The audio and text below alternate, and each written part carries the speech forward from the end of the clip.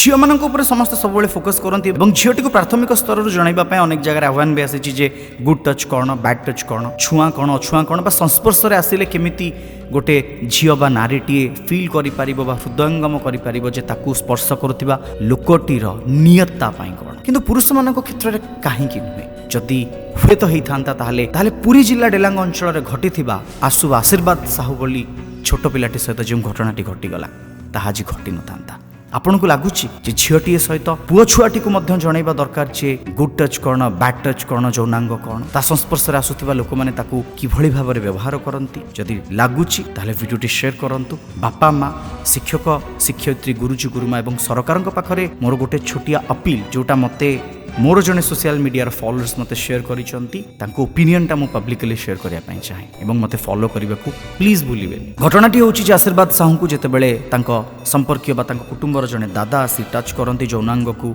Touch करी शेषरे शारीरिक सुखटी को पिलाटी ठारू आपणे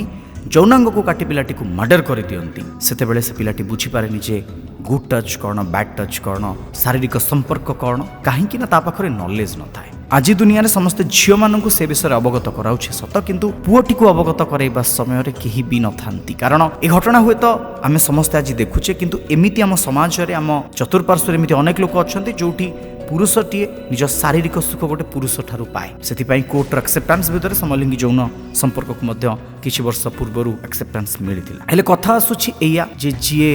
नादान अच्छी जहाँ पाखरे भाविबापाई बुझीबापाई चिंता करिबापाई कोनोसी माध्यम नाही से छोट पिलाटी बा से पुरुषटी बुझिबो केमिति जे ताकू किए केउ भाव स्पर्श करुछि। प्राथमिक स्तर जदि शिक्षा को नहीं झील मान सहित पुओ मान गोटे सेपरेट क्लास भितर बा अवेयर करबा पई बापा माँ मैंने हुए तो बुझे पारती शिक्षक शिक्षयित्री गुरुजी गुरुमा मैंने बुझे पारती और सरकार ए नहीं जदि कौनसी नीति नियम प्रणयन करती ताले हुए तो आशीर्वाद साहू बा आशुंक भली शह शह पिला आगामी भविष्य में बंची जाई पारिबे बुझी पारिबे एवं मानविकतार पराकाष्ठा भितर से माने बंचिबा शिखि पारिबे। जदि मो ओपिनियन टी आपको ठीक लगुच वीडियो शेयर करंतु नले कमेंट सेक्शन में मते गाली करंतु। जय जगन्नाथ। वंदे उत्कल जननी।